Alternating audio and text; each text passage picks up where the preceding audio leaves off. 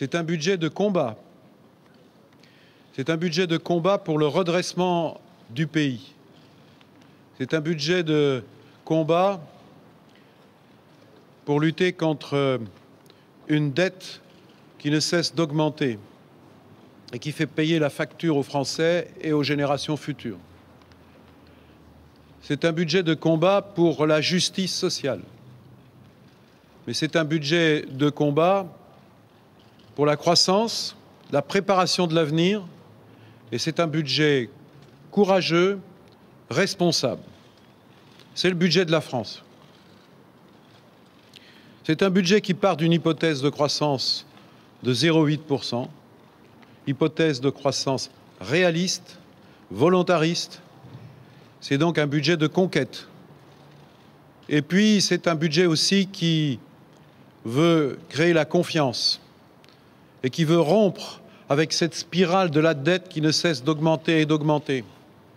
En 5 ans, le taux de la dette française était de 64% de la richesse nationale, du PIB.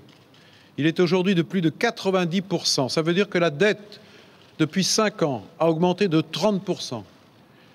Et le premier budget que les Français paient par leur impôt, c'est le remboursement des intérêts d'emprunt. Et si on ne met pas un coup d'arrêt, si on ne dit pas stop, l'argent des contribuables continuera de payer d'abord le remboursement de la dette. Et nous voulons y mettre fin, amorcer le désendettement. Parce que amorcer le désendettement, c'est aussi emprunter moins cher sur les marchés. Emprunter moins cher, pas seulement pour financer les dépenses de l'État, mais aussi pour les entreprises qui auront des taux plus bas, pour les particuliers qui ont des taux plus bas. Tout le monde a à y gagner. Et 3%, c'est un objectif réaliste, c'est un objectif indispensable. Sinon, on n'amorcera pas le tournant du désendettement. Mais ce budget, c'est aussi un budget qui respecte les priorités du gouvernement. Les priorités du gouvernement, c'est d'abord la jeunesse, l'éducation, la formation. La priorité du gouvernement, c'est l'emploi. La priorité du gouvernement, c'est la sécurité des Français et la justice. Et la priorité du gouvernement, c'est aussi le logement. Donc c'est un budget qui fait des choix. C'est un budget qui fait des choix, d'abord 10 milliards d'économies sur la dépense publique, tout en respectant les priorités que je viens de rappeler. C'est un budget aussi qui demande un effort, mais cet effort est juste. L'impôt sur le revenu épargne les classes moyennes et populaires. 9 foyers fiscaux sur 10, 90% des Français imposables à l'impôt sur le revenu, à revenu égal, ne seront pas imposés davantage. C'est une garantie que nous donnons aux Français. Par contre, c'est vrai que nous demandons un effort aux plus riches. C'est les 10% des contribuables qui paieront plus.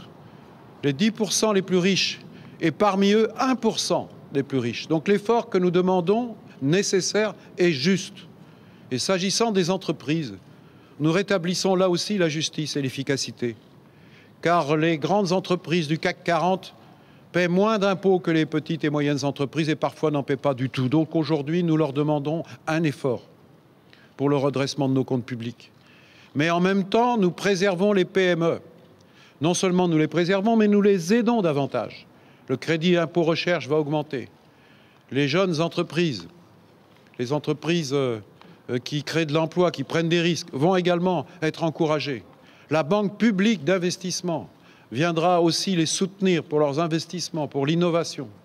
Donc c'est bien un budget de conquête, de reconstruction, et c'est bien un budget de combat, c'est-à-dire un budget de mobilisation pour la France. Nous avons fixé des objectifs. Je sais qu'ils sont ambitieux. Certains doutent que nous y arriverons, mais c'est à la mobilisation générale des Français, de tous les acteurs de la société, économiques, citoyens, collectivités locales, que j'appelle. Nous allons réussir cette bataille, car il s'agit bien d'une bataille. La bataille de l'emploi d'abord. La bataille de l'emploi à travers 2 mesures qui permettent d'agir dans l'urgence pour faire reculer le chômage des jeunes. Les emplois d'avenir. L'Assemblée nationale et le Sénat se sont prononcés favorablement. Le contrat de génération Les partenaires sociaux négocient dans un mois, le texte sera prêt. Et puis toutes les autres mesures qui vont permettre aussi d'aider les entreprises pour embaucher. Et c'est la négociation qui a été engagée avec les partenaires sociaux pour préserver à la fois les entreprises, mais aussi préserver les droits des salariés. Donc je le dis à tous ceux qui doutent, je le dis à tous ceux qui souffrent, ceux qui sont au chômage, ceux qui ont du mal à finir leur fin de mois.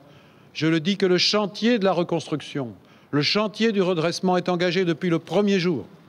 Nous faisons face aux urgences, mais en même temps nous préparons l'avenir, nous investissons, nous dégageons des priorités. Et la France a des atouts. La France est forte quand elle est claire avec elle-même et avec ses valeurs. La France est forte lorsqu'elle se fixe des objectifs ambitieux. C'est le sens de ce budget. Pierre Moscovici et Jérôme Cahuzac vont le présenter dans le détail. Mais ils vont aller d'abord à la Commission des finances de l'Assemblée nationale et du Sénat pour présenter aux parlementaires cette loi de finances 2013. Et ensuite, le débat parlementaire aura lieu. Je suis sûr qu'il sera riche. Il sera un moment fort aussi d'explication, mais aussi de mobilisation du pays. Quand je dis que la France est forte, c'est parce qu'elle est forte en Europe. C'est la deuxième grande puissance économique d'Europe. Mais parce que l'Europe aussi, si elle le veut, peut être forte. Et nous en débattrons la semaine prochaine à l'Assemblée nationale puis au Sénat. Car je ne voudrais pas qu'on oublie que l'Europe, c'est la première puissance économique et commerciale du monde. Alors dans cette Europe-là, qui se réoriente, la France a un rôle particulier à jouer. Elle le joue avec le président de la République dès sa prise de fonction. Elle va continuer à le jouer. Et ce que nous faisons à travers ce budget, c'est un acte politique majeur. C'est un acte de confiance. C'est un acte de mobilisation.